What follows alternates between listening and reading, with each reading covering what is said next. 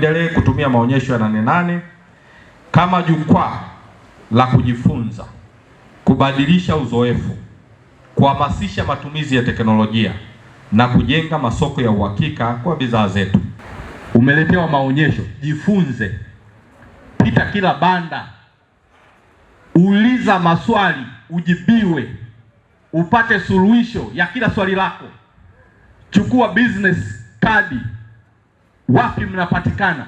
Yote haya yanapatikana hapa.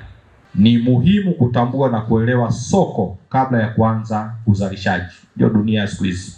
Unaangalia soko ndio unakwenda shambani. Yaani usiende shambani kabla hujajua mwenendo wa soko. Mkulima na mfugaji wanapaswa kufahamu mahitaji ya soko, ikiwemo nini kinahitajika, kwa kiasi gani na kwa ubora gani, ili waweze kufanya maamuzi sahihi ya nini cha kuzalisha na kwa wakati gani.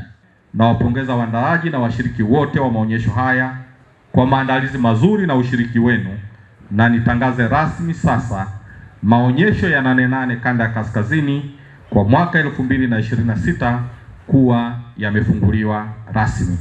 Asanteni sana kwa kunisikiliza. Sasa